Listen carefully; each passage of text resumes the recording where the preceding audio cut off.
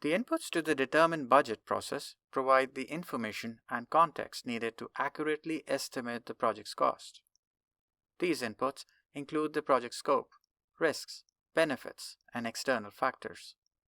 By considering all of these factors, project managers can make informed decisions about the project budget that are more likely to lead to success. The project manager will use this information to develop a budget that is realistic, achievable, and aligned with the project's objectives.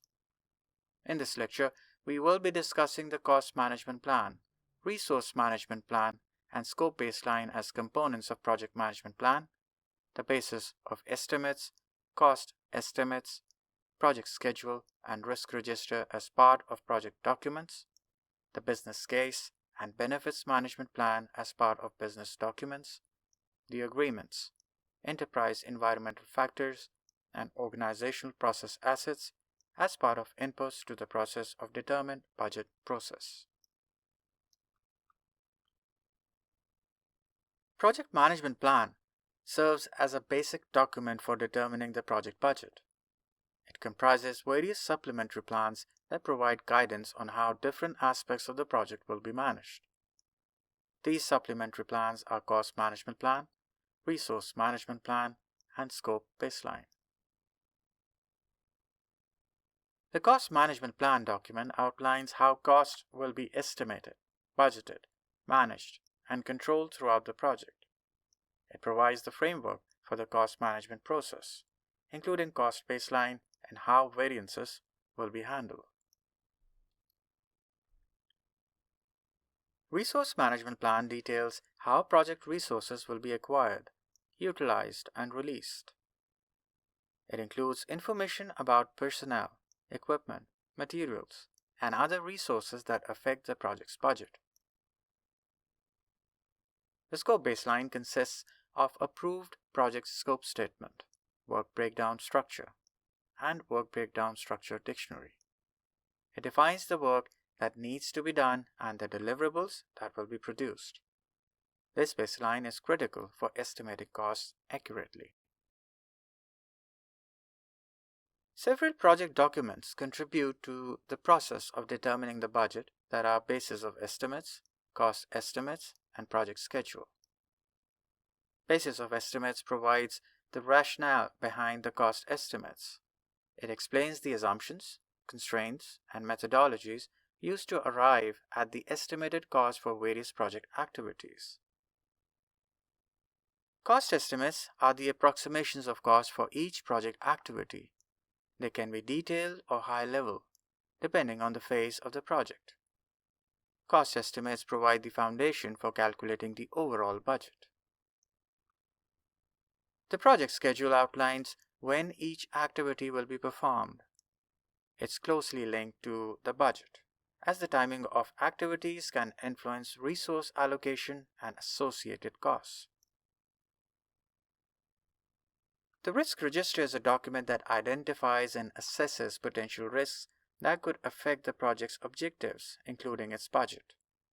Risks can come in many forms. For instance, changes in project scope, delays in project schedule, changes in project team, unavailability of any resource, changes in project budget, natural disasters, strikes, or other labor disruptions, regulatory changes, etc. This could lead to cost overruns or unplanned expenses. The register sketches the risks, their probable ramifications, and alleviation strategies. By considering risks during budget determination, project managers can allocate contingency reserves to handle unexpected cost increases due to risk events. The business documents include business case and benefits management plan. The business case is a document that outlines the reasons for the project, the expected benefits, costs, and risks. It is important to understand the business case because it helps to align the budget with the project's overall goals. The business case should include the need for the project, its benefits, costs, and risks. The benefits management plan is a document that defines how we are going to identify, realize, and measure the benefits of our project.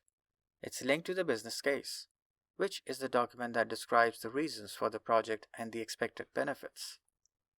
The benefits management plan helps us to ensure that the budget is allocated to areas that will contribute most to achieving the project's desired outcomes. It also helps us to maximize the project's benefits and return on investment. The key elements of the benefits management plan are identification of the benefits, realization of the benefits, and measurement of the benefits. The first step is to identify the benefits that we expect to achieve from the project. These benefits can be financial, operational, or strategic.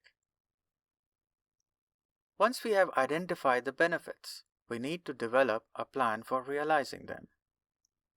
This plan should include specific actions that we need to take to achieve each benefit. We also need to develop a plan for measuring the benefits. This plan should include specific metrics that we will use to track the progress of the project and the realization of the benefits. Agreements are contracts or arrangements that we make with external parties like vendors, suppliers, or contractors. These agreements specify the financial terms and conditions for procuring goods and services. The financial aspects of agreements can have a big jolt on our project budget. For example, if we agree to a fixed price contract, we are essentially locking in our cost for the project. But if we agree to a time and materials contract, our cost could be more variable. Hence, it is important to carefully consider the financial terms of any agreement before we sign it. We need to make sure that we are not overpaying for goods or services, and that we are not taking on too much financial risk. When reviewing agreements, we must keep in mind certain things, such as the price of the goods or services being procured, the payment terms, the scope of work, that is, what specific goods or services are being procured, the warranty of goods and services, and the dispute resolution process, that is, how will disputes be resolved. Enterprise environmental factors are external conditions and influences that can affect our project in a number of ways. For instance, industry standards, regulations, market conditions, economic trends, legal regulations, and cultural influences. It's important to understand these factors when we are estimating our budget.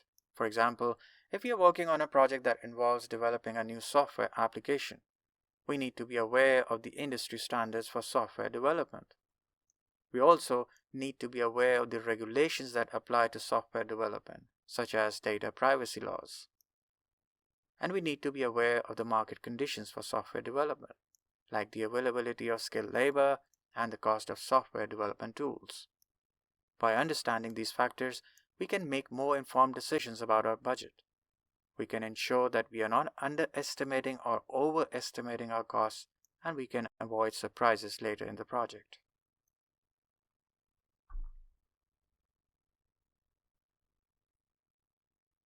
Organizational process assets are internal resources, tools, and historical information that an organization has accumulated from previous projects, such as templates, standard processes, lessons learned, and historical cost data. OPAs can be really valuable when it comes to creating budget estimates. They can provide us with insights into what costs have been incurred in the past, and they can help us to identify areas where we can potentially save money. For example, let's say we are planning a new project that involves building a software application. We can look at the OPAs to see what templates we can use for the project plan, risk management plan, and communication management plan. We can also look at the standard processes for software development to get an idea of the steps involved in the project. And we can look at the lessons learned from previous software development projects to see what pitfalls to avoid. By using OPAs, we can create more accurate and informed budget estimates. This will help us to make certain that our projects are well funded and that we don't run into any unexpected financial problems.